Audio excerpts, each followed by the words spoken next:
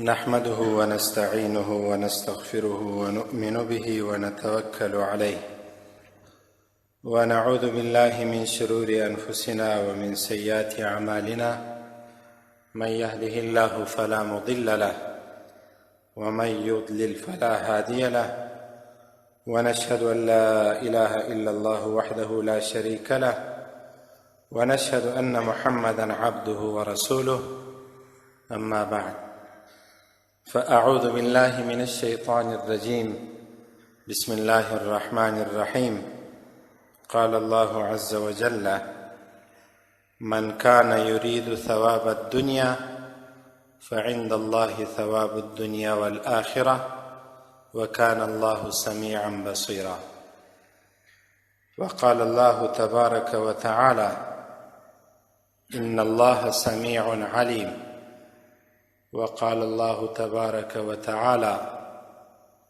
والله بصير بالعباد صدق الله العلي العظيم وصدق رسوله النبي الكريم ونحن على ذلك من الشاهدين والشاكرين والحمد لله رب العالمين. قدرمنو ګرانو مسلمانانو ورونو، دنیا یا دنیاوال په دې باندې اخته دي چې داسې سیستم یا داسې نظام جوړ کړي چې ذره ذره د دوی تر نګرانۍ او تر نظارت لاندې وي. سټي سکین یا سکینران هغه ماشینان چې انسان د تلاشۍ په وخت کې هلته حاضریږي، تر هغه ماشین وځي نو په جیب کې وسپنه، په جیب کې بل خطرناک شی درنه ګرځي، چاړه، چاقو. د پاسپورت د دخولي یا د خروجي په وخت کې د ملک څخه وځي بل ملک ته داخلیږي. یو ځل باید په میدان هوایي کې په دواړو ملکو په میدان هوایي کې باید ته تلاشي سي. داسې نه وي چې د خپل ملک څخه د بدبختۍ شی انتقال کې هغه طرف ته بل ملک ته. داسې نه وي چې ستا د معمولي شي د نقلولو څخه و ټوله هیواد ملک و دولت ته مشکل او ستونزه پیښه سي.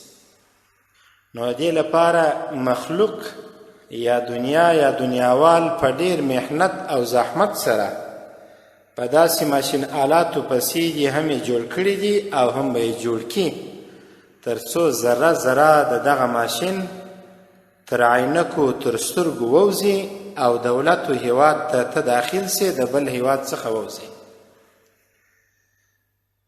دا خو د مخلوقاتو کار دی. خالق جل جلاله خپل داسې دوه صفات لري چې ذره ذره نه د هغه تر نظارت وتلې ده او نه در هغه تر نظارت وتلی سي. هم ستا سپکې او درنې خبرې ته متوجه دي اوري، او هم ستا لږ سپک یا دروند کار ویني. د دغه ذات په مبارکو نومونو کې یا د اسماء الحسنى په دغه سلسله کې 28 نوم السمیع جل جلاله دی او 23 نوم البصیر جل جلاله دی. السمیع جل جلاله هغه ذات چې ستا هر خبره هر وخت په هر شکل په هر رقم معیار باندې چې ته کوې الله هغه اوري. کښته یې وکړه، پټه یې وکړه، خولې ته لاس ونیسه، د خولې سره لاس یوه طرف بل طرف ته ونیسه، څوک خبر نسی، په سهار باندې خبره وکړه، دغه ذات دی چې ستا خبره اوري. السمیع جل جلاله. البصیر جل جلاله هغه ذات یو شی په ټوکرانو کې وپیچه، په نغاړکیو کې وپیچه، توسان ورباندې واچوه، ګودړان ورباندې واچوه، کمبلې ورباندې واچوه، تلتکان ورباندې واچوه، خاورې ورباندې واچوه، په مځکه کې 20 متره لاندې ښخ که، ټول اطراف یې ورسیمټي که، ټول اطراف یې ورقوي که، هلته یې دننه بیا په کاشي خښتو کې پسې بند که، خو د هغه ذات دی چې هغه شی ویني. البصیر جل جلاله. السمیع هغه ذات اوویشتم نوم یې دی، هغه ذات چې هر خبره هر وخت د هر چا اوري. البصیر هغه ذات چې هر څوک هر وخت هر چیرې ویني، هر شی هر وخت هر چیرې ویني. اوس نو تاسو فیصله وکړئ، دا زموږ او ستاسو دلته ناسته د دغه هدف لپاره ده چې زه هم څه زده کړم، تاسو هم څه زده کړئ. اوس نو د مخلوق سیستم او نظام به ډېر قوي وي که د دغه خالق دغه دوه صفتونه به ډېر قوي وي. السمیع اورېدونکی ذات، البصیر لیدونکی ذات. ګوره مسلمان وروره، یو عالم لیکلی دی، وایي ته د مخلوق ټکنالوژي او سیستم و نظام ته حیرانتیا مه کوه، حیرانېږه مه. دا مخلوق ته چې کم استعداد ورکړی دی، چا ورکړی دی؟ هغه ذات، هغه ته حیران سه. ملحدان هغه کسان چې د الله د ذات څخه انکار کوي، وایي الله ستنه. دوی موږ ته دا وایي تاسو موږ ته د الله وجود ثابت کړئ. اوس د دوی وجود د دوی په ساینسي تحقیقاتو موږ ثابتولی سو. ملحد کسان د ساینس و هر تحقیق ته داسې تسلیم دي لکه مسلمانان چې د قرآن کریم و هر فرمان ته تسلیم دي. ساینسي څېړنې او تحقیقات دوی ته پیش که، هېڅ نه در سره وایي. مسلمان ته قرآني آیاتونو، قرآني فیصلې، آسماني فیصلې ورمخته که، هېڅ نه در سره وایي. په ساینس کې یو قاعده و اساس و اصل دی. ساینسدانان خپل اصل ځان ته یو قاعده و قانون ږدي، وایي هر شی چې حرکت کوي او شوري، لازمي ده چې د هغه شي و شاته به بل داسې څوک وي چې هغه به همیشه ژوندی وي او فیصله به کولی شي. دا د ساینس فرموله ده، د ساینس یو قانون دی. په دنیا کې چې هر شی حرکت کوي، دا د ساینس تحقیق دی، فرموله یې ده چې په دنیا کې هر شی حرکت کوي، د هغه و شاته به بل داسې ذات چې ژوندی به هم وي او فیصله به هم کولی شي. سپوږمۍ سوال ځینې وکړه، سپوږمۍ مخلوق دی؟ وایي و. په حرکت کې د ساینسدانو ملحدانو ته وایي و په حرکت کې ده. لمر په حرکت کې دی؟ وایي و په حرکت کې دی. خو تاسو خپلې فارمولې ځان ته دا ایښی دی چې هر شی په دنیا کې چې حرکت کوي، د هغه و شاته بل داسې ذات باید وي چې هم ژوندی وي او هم فیصله کولی شي. نو خو لمر، سپوږمۍ، ستوري، دا دنیا چې د هغې په شکل دا حرکت کوي، دا ستاسو د فارمولې څخه دا ثابتېږي. ملحدانو ته موږ دا ویلی سو چې دا ستاسو د فارمولې څخه یا د ساینس د فارمولې څخه دا ثابتېږي چې د هر شی حرکت کوي، د هغه حرکت کوونکي شي و شاته بل داسې ذات سته چې همیشه ژوندی دی او همیشه فیصلې کولی شي. د هغه ذات دغه دوه صفات هم لري، همیشه اوري او همیشه ویني یو شی. السمیع البصیر جل جلاله. اوس نو زما ورونو، بله ورځ یو مجلس کې خبره یو چا ته وکړله، نن هغه خبره دلې هم کوم چې د خلکو اذهان او فکرونه خلاص شي او هر شي ته متوجه شي. یو داسې ښځه چې هغه رقص کوي، هغه فاحشه ده، بده ښځه ده، اسلامي اصولو ته اصلا احترام نه لري. هغه یو خبره کوي، د دې د خولې خبره داسې ده، وایي دم چې دی هنرمند بولي، دم یا ډمه، هنرمند یا هنرمند د دوی په اصطلاح او په الفاظو باندې، وایي د دوی حیثیت داسې دی لکه د پیغمبر. هغه څوک چې غزلې وایي، میوزیک غږوي، غزلې وایي، میوزیک غږوي، وایي د دغه میوزیکوالو د غزلې چې وایي د دې حیثیت و رتبه داسې ده لکه د پیغمبر. ولې؟ پیغمبر هم انسانانو ته خبرې ورشولې، په یو څه یې خبرول. دغه څوک چې غزلې وایي هم د اورېدونکي په یو څه خبرې. د دغه رقاصې یا د دغې ښځې خبرې هم الله رب العزت اوري او هم یې ویني. اوس نو بله اسلام څنګه رنګ ولري چې د دغې ښځې سره ګیله، ایمان څنګه رنګ ولري چې د دغې ښځې سره لا د ایمان پاتې. تېره چهارشنبه دا خبره ما وکړله چې ایمان لکه څنګه چې اودس ماتونکي لري، ایمان هم په ډېرو خبرو باندې ماتېږي. د سره ځي، د انسان د وجود څخه ځي، د انسان د وجود څخه ایمان و اسلام ځي چې د 1400 کاله بعد داسې یو څوک چې هغه هم غزلی وای د سرو سره د هغه حیثیت او د پیغمبر حیثیت سره برابرې ایا ستا ایمان به لا پاتې کله وحاشا یخي امکان نه لري خو د الله رب العزت رحمت دومره ډیر دی دومره ډیر دی دومره ډیر دی چې د مځکې پر سر باندې د دغې ښځې خبرې هم اوري هم دا ښځه ویني اعمال یې ویني کارونه یې ویني خو د مځکې پر مخ باندې الله رب العزت د دغې ښځې لپاره د رزق انتظام بیا هم کړی دی بیا هم ورکوي بیا هم په نس مړی بیا هم دا ښځه یا دا نر ماښام وږی نه بېدېږي بیا هم نورې خبرې د دغسې کسانو الله رب العزت هره ورځ اوري او هله ورځ یې ویني دا کسان خو د قیامت په ورځ بیا د دغو کسانو دا خبرې هم تلل کېږي دوی هم تلل کېږي که یې توبه ونه ایستل که یې توبه وایستل د الله بیا دومره مهرباني ده چې هر څومره ګناهګار انسان یې پلا د دروازې ته رالی یې پلا یې چارچوب باندې پښه کښېښودله یې پلا یې د خپلو سترګو څخه اوښکې توی کړلې یو ځل پښیمانه سو یو وارې د پښیمانتیا لاسونه الله ته پورته کړل الله هر څه ورمعوي دغه د الله رب العزت قدرت دی هر څه معوي خبرې وکړه ګناه وکړه ویکه د ګناه څه چې بنده ستړی سو د ټولو مخلوقاتو دنیوي اسبابو څخه چې ستومانه او ستړی سو بیا چې د الله دربار ته راړی زه محتاج یم ما معاف کړه الله فرمایي معاف یې ځه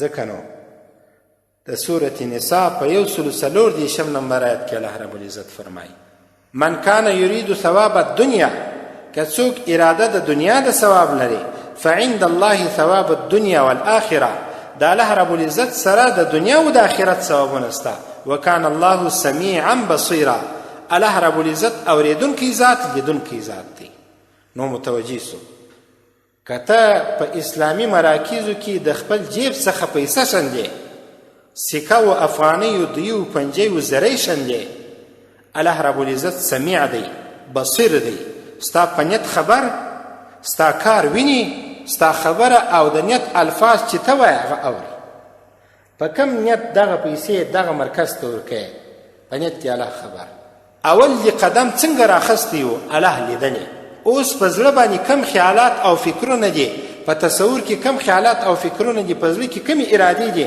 الله رب العزت خبیر ذات الله رب العزت چې ویني په کم نیت باندې دا ور اچي په کم نیت استعماله من کان یرید ثواب الدنیا فعند الله ثواب الدنیا والآخره وکان الله سمیعا بصیرا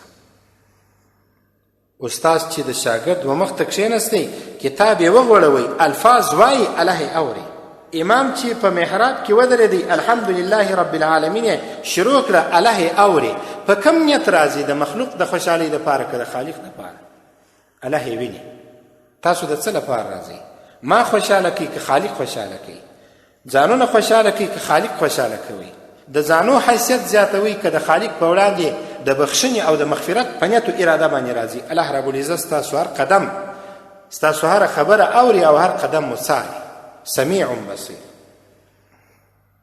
ځکه نو علما فرمایي وایي تاسو چې د دین د خدمت لپاره یو څه کوئ کیفیت ته یې ګورئ کمیت ته یې مه ګورئ اندازه و مقدار تاسو متوجه سي اندازه و مقدار ته یې مه ګورئ کیفیت ته یې ګورئ درجې او رتبې ته یې ګورئ یو صحابي رسول صلی الله علیه وسلم د دین د خدمت دپاره د چندې او د تعاون او د مرستې غږ وکړي یو صحابي ډېره لږ خرما راخستې ده ډېره لږ خرما نورو صحابه کرامو ډېر راخستې دي الله رب العزت رسول صلی الله علیه وسلم خبري چې دغه صدقه بیخي ژر قبوله سوله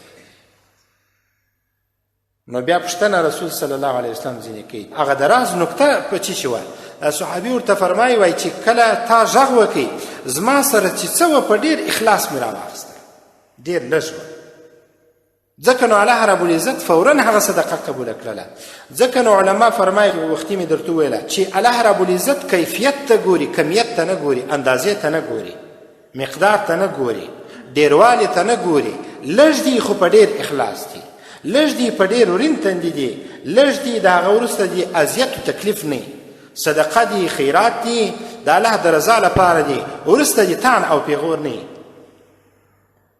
الله سمیع ذات دی بصیر ذات دی یتیم ته دې جامه ورکړله بس هیرې که د الله خزانې ته ور واچوه داسې وبوله چې په دریاب کې ما دا جامه ور ډوبه کړله اوبو راڅخه یوړله نور یې د همیشه لپاره تمه او امید نه لرم بس داسې نیت وکړه.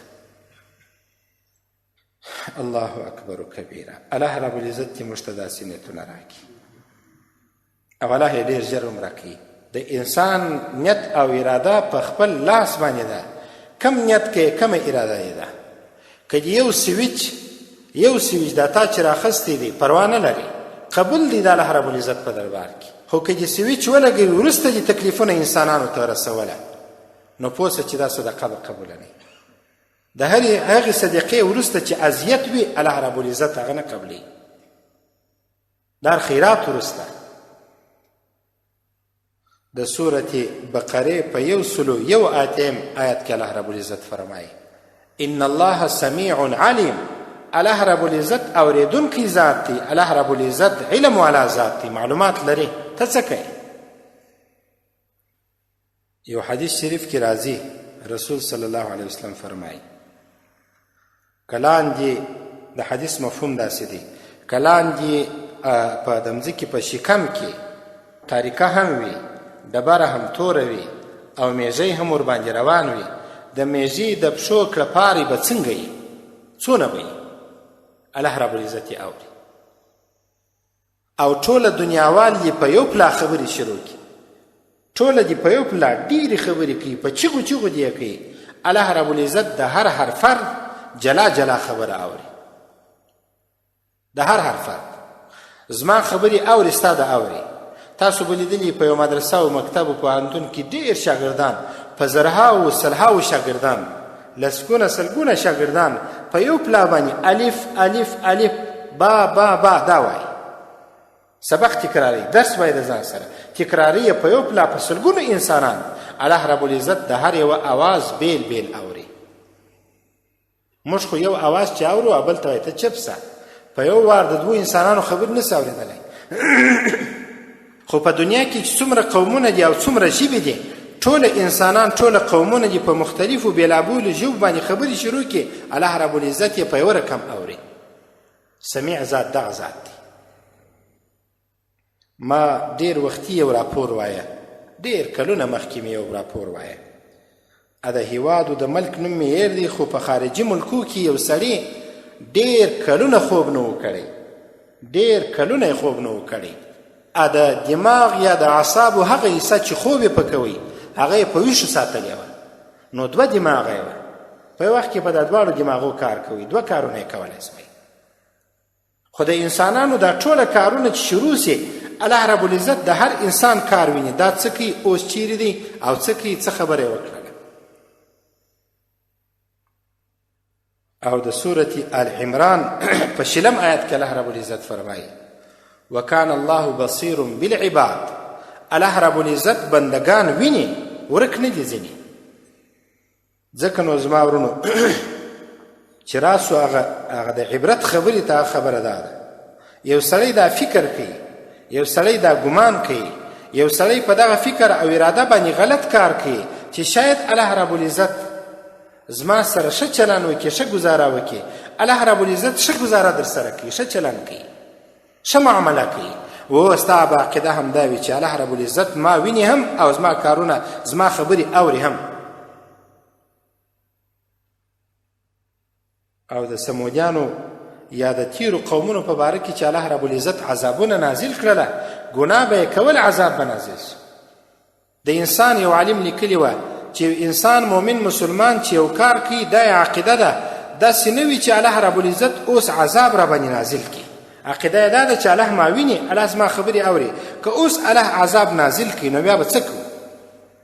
امام غزالی رحمه الله تعالی لیکلی دي په خپل کتاب کې وایي تاسو د ضرورت په ځای کې چې کله قضای حاجت کوئ لویه یا کشنۍ استنجا څوک وایي کشنۍ یا غټ ضرورت پوره کوي هلته ډېر وخت مه تېروئ. داسې نه وي چې دلته مرګ راسي احتیاط وکړئ. د انسان ته په دا خبره کې درس یو عالم هم لیکلی وایي تاسو د ګناه په ځایو کې ګس سره شرکت مه کوئ او که چیرې درېدل اسنه ګرځېدل اسنه ومو کوئ نو دا متوجه سئ چې که الله رب العزت په دا وخت کې عذاب راوستی نازل کړي نو به زما د ایمان کم خوند وي. پاتېږي خو نه دا سړی ورځي دا ځوان دا نفر خو حصه اخلي د ګناه په مجلس کې خامخا ورځي حاضرېږي. اوس دام د ځان سره ولره چې الله زما خبرې اوري ما ویني که عذاب نازل سو نو زما به د ایمان کم خوند وي. الله اکبر کبیره. ځکه نو د اسلافو د دغه دواړو صفاتو د الله رب العزت څخه به ډېر بیرېدله. ول الله خو موږ ویني، الله رب العزت خو زموږ خبرې اوري. ځکه نو یو ادنا دومره خبره نه کول چې مسلمان په ځیر سي. رسول صلی الله علیه وسلم همداسې وفرمایله چې مسلمان هغه څوک دی چې د ده د لاس او د ژبې څخه څوک په تکلیف نه سو. ولې خو دا ستا تکلیف الله رب العزت ویني او ته چې د اذیت او د تکلیف خبرې بل چاته کوي الله یې اوري. رسول صلی الله علیه وسلم درې شپېته کاله چې د مبارک ټوله ژوند و دا ټوله ژوند یې په دې کې تېر کړي چې انسانانو ته دغه تربیه ورکړي. الله سمیع اورېدونکی ذات دی، الله بصیر ذات دی. د شپې راکښېنه لمونځ وکړه، تکه توره شپه ده، قرآن کریم راواخه، په ډېر ټیټ اواز یې وایه الله یې اوري. د شپې راکښېنه په ډېر ټیټ اواز باندې اوراد و اذکار وایه الله یې اوري. دا ستا په زړه باندې چې ته دا تصور و سوچ کوې چې زه په زړه باندې الله الله وایم، الله به دا ټوله ترتیب خبر دی. الله رب العزت په یوه ثانیه کې په یوه دقیقه کې چې زړه څونه حرکت کوي، څو زره واره، په 24 ساعته کې څو لکه واره، څو میلیارده واره، الله رب العزت ته شمیر معلوم دی. دا حرکت د زړه دا اوري الله رب العزت. دا ته چې کومې خبرې کوي الله رب العزت تی ویني. ځکه نو زما ورونو د الله په لحاظ کم سړی چې خبرې ډېرې کوي الله یې اوري، په خبرو کې به غلطېږي. که یې خبرې کمې کولې الله یې اوري، ګناه به یې کم وي. نو علما کرام د دغو دوو نومو یو څه خصلتونه او ځانګړتیاوې هم ذکر کوي، د السمیع جل جلاله او د البصیر جل جلاله. د السمیع جل جلاله څلور ځانګړتیاوې علما کرام ښیي. دغه نوم السمیع جل جلاله څلور خصوصیات، څلور ځانګړتیاوې. السمیع جل جلاله چې د الله رب العزت 28م نوم دی په اسماء الحسنا کې. اوله ځانګړتیا یا اوله فایده یې دا ده کم سړی چې السمیع جل جلاله د جمعې په شپه د ورځې چې سبا ده، مثلا سبا جمعې شپه د ورځې د څاښت د لمانځه وروسته یو د اشراق لمونځ دی چې د لمر راوختی 20 دقیقې یا 25 دقیقې نیم ساعت وروسته. یو غټ سهار دی چې د لمر راختو 2 ساعته وروسته یا 2.5 ساعته وروسته چې تقریبا اوس بنو 9:30 بجې شاوخوا دغه کېږي په دا اوس وختو کې. د څاښت د لمانځه وروسته 500 واره السمیع السمیع السمیع جل جلاله وایي، ان شاء الله تعالی الله رب العزت به مستجاب الدعوات کې هر وخت به د دعاوې قبلې شي. دا اوله فایده ده. دومره فایده کم سړی چې ډېر واره په کثرت سره په ډېرښت سره السمیع جل جلاله وایي، السمیع جل جلاله وایي او د غوږو مشکل ولري، کون وي ډېر نه لږ، که ډېر وي هم او که لږ وي هم الله رب العزت به کونوالی ورسم کړي. ډېر السمیع السمیع السمیع جل جلاله وایي، الله رب العزت به د دغه مرض او د ناروغۍ څخه شفا ورکړي چې د سړی یا انجلۍ یا ښځه یا نر کون. درېیمه فایده کم سړی چې د جمعې په شپه د ورځې د څاښت د لمانځه وروسته 500 واره السمیع جل جلاله وایي او خبرې ونه کړي، چپ وي خبرې ونه کړي، وروسته دستي دعا وغواړي، نو چې څه غواړي الله رب العزت به یې ورکړي، چې څه غواړي الله به یې ورکړي. څلورمه فایده کم سړی چې د جمعې په شپه دا ورځ چې د سبا ده د سهار د لمانځه چې سنت مو وکړله د سنتو او د فرضو په منځ کې، د سنتو او د فرضو په منځ کې السمیع جل جلاله 100 واره ووایي، دا الله رب العزت له طرفه څخه به په خاص نظر ورته وکتل شي. د سنتو او د فرضو په منځ کې د جمعې په شپه یا د جمعې د شپې دا ورځ شروع کېږي، مثلا سهار سبا سهار د سهار د لمانځه د سنتو او د فرضو په منځ کې الله رب العزت به په خاص نظر سره ورته وګوري. موږ او تاسو ته چې ډاکټر نسخه راکړي، نسخه چې راکړي، نو بیا څه کوو؟ دواخانې والا، درملتون والا یا ډاکټر وایي بېرته یې ما ته راښکاره کړه. نو بیخي چابک دا کار کوو. دستي ډاکټر ته وایي پر دواړو سترګو، درملتون والا چې وایي خط پر کاږي، یوه سهار یوه ماښام په تش نس یا په ماړه نس. دستي څو واره بیا ورته وایي ښه دا د څو اوبو سره دا شربت کړ؟ د نیم ګیلاس اوبو سره، جوش اوبو سره، شیرګرمې اوبه، دا پوډر دي و ګوره چې غلط یا نه غلط و. نو په ډېر دقت سره دغه دوا موږ هر وخت استعمالوو. سهار پر خپل وخت په ماړه نس چې مو یې رسي کور وایي او دا مو ولې نه کړه را په یاد، ولې مې یې رسوله؟ غرمه که یې 25 وخته د ورځې راوښي لا به انشاءالله زموږ څخه قضا نه سي. 25 واره ډاکټر نه به سي قضا وه. ولې دې دا ډوز یا دونه دوا استعمال نه کړله؟ خو استعمال کړی به دې وایي ډاکټر همدا تا پر وخت وخوړله، ولا 2 ورځې راڅه پاته سوه، زما ملامتیا نه ده خو تا نه. نو چې د ډاکټر فرموده یا د ډاکټر نسخه پر وخت استعمالوو، د دغه مبارکو نومو دغه نسخې پر وخت استعمال کړي، الله رب العزت په هر څه درکړي. ګولۍ دي، شربت دي پر وخت، د ټوخي و د زکام و معاینات دي، ټسټونه دي پر وخت یې کوو. کیدای شي په ځینو کورو کې د شوګر ماشینان پراته وي، هر ګړی چیک یې کوي، ګوره شکر خو به نه زیاته به نه کمه به نه. فشار عالي به غالبا په ټولو کورو کې فشار وګوره هر ګړی کم دی، زیات دی، کښته دی، پورته دی. دغه د فشار عالي موږ څونه پابندي کوو چې خامخا باید وي. وایي ښه دی یو وخت په کار راځي. نو زما ورونو دا هم ښه دی یو وخت په کار درځي. فشار عالی که په کور کې کله کله پرته وي، دا هم کله کله استعمالوئ، وایست استعمال یې کوئ.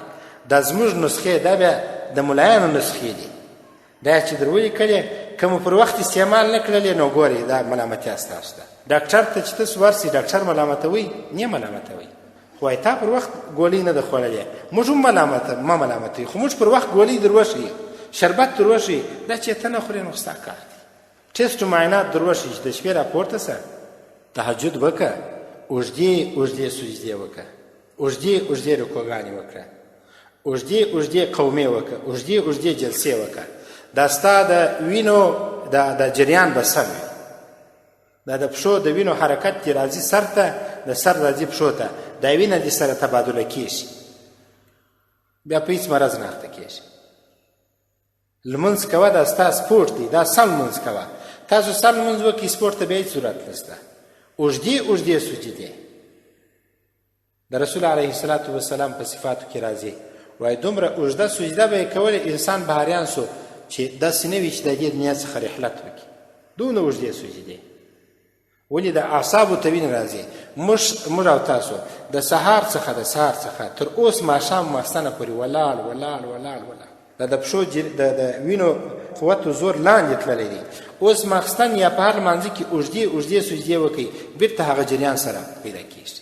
نو نسخه که تاسو نه استعمالوئ موږ څه در وکړو؟ درښولي مو دي چې په هفته کې راځي، دغه وخت دی، دا ډاکټران دي، دلته ستاسو فشار کتل کېږي، شکر چک کېږي، ټسټونه مو کېږي، معاینات کېږي. دا چې تاسو د معاینات دپاره نه راځي نو څه وکړو؟ موږ نسو درتللی. ډاکټر ته تاسو ورځئ، دا ستاسو شفاخانې او درملتونونه دي دا مدرسې. شفاخانې ته راسئ، علاج مو کېږي. که د شفاخانې څخه تښتېدلاست نو نور مریضان کېږي. البصیر جل جلاله 5 فایدې دي. اوله فایده، کم سړی چې د جمعې د لمانځه مخکې یا وروسته 100 واره یا بصیرو ووایي، الله رب العزت به د ده په سترګو کې دید اضافه کړي او الله رب العزت به په زړه کې نور پیدا کړي او الله رب العزت به د صالحو خبرو او شو کارونو توفیق ورکړي. دوامه فایده، کم سړی چې د جمعې په ورځ د سهار د لمانځه د سنتو او د فرضو په منځ کې البصیر جل جلاله 100 واره ووایي. السمیع جل جلاله خو د جمعې په شپه سهار، د البصیر جل جلاله بیا د جمعې په ورځ چې رانوې سوه د سهار لمونځ د سنتو او د فرضو په مابینځ کې البصیر جل جلاله 100 واره ووایي. الله رب العزت به خاص او ځانګړی نظر پر ده باندې وکړي، خاص او ځانګړی. دریم، کم سړی چې په کثرت سره په ډېرښت سره البصیر جل جلاله وایي الله رب العزت به د سترګو په مریضي نه اخته کوي، یا سترګې زخمي سي، یا غوښه پر راسي، یا دید کمزوري سي، یا نور مرضونه، په دې بیا الله رب العزت نه اخته کوي. او د دې سره سره که سړی دغه دعا ورسره وایي هم د سترګو د مرضو لپاره ښه ده. اللهم یا سمیع یا بصیر متعنی بسمعی و بصری واجعلهما الوارث مني. دا یو حدیث کې هم داسې مفهوم دی چې الهي موږ ته د خپلو سترګو څخه ګټه راورسوه او د خپلو غوږو څخه ګټه راورسوه، زموږ په دید کې برکت واچو او په اورېدلو کې هم برکت واچو. او څلورمه پیدا ده کم سړی چې هره ورځ د مازګر په وخت کې اووه واره البصیر جل جلاله وایي، اووه واره البصیر جل جلاله وایي، الله رب العزت به د ناڅاپه مرګ څخه وساتي، ناببره مرګ. حدیث شریف کې ناببره مرګ څخه جناب نبی کریم صلی الله علیه وسلم پناه غوښتې ده. د مرګ مفاجات هېڅ خبر نه، د مرګ لپاره هېڅ تیاري نه وي، مرګ درته راسي. د مرګ لپاره چې څه تیاري نو انسان کالي په خواپاکې واغوندي، یو ولمبېږي، غسل وکړي، اودس وکړي، په هغه ورځ چې خبرې تر نور ورځې ډېرې کوي. مرګ خو نو جلا بیا یو شی دی، کاشکې چې د یو ماشین جوړېدلی او د مرګ شکل په کښې کې وای انسانان په بیرېدلی. د ځینو پارکو کې د بیرې شانس ته ټکټ کوي ورداخل سه، هلته دې بیروي پیرانان دې ورداخل سه و کښته سه پورته سه وبېرېږي چې د مرګ لپاره هم یو ماشین جوړېدلی او د انسانان په بیرېدلی. درلی مرګ خو نسته، نه جوړېږي. مرګ بیا داسې دی چې نه هېڅ دې احترام نه کوي، هېڅ خبر نه درکوي، هېڅ دروازه نه درټکوي چې راغی. نو د ناګهانه یا ناڅاپه یا ناببره مرګ مفاجات څخه د خلاصون لپاره هره ورځ د مازدیګر په وخت کې وواره البصیر البصیر جل جلاله. پنځم کم سړی چې د جمعې د خطبې څخه مخکې سل واره البصیر جل جلاله وایي، ان شاء الله تعالی د نظر الهي منظور بسي. کتاب کې لیکلي وه د نظر الهي منظور بسي. الله رب العزت به په خپل نظر سره دغه انسان ته وګوري. الله دې موږ ته په خپل نظر سره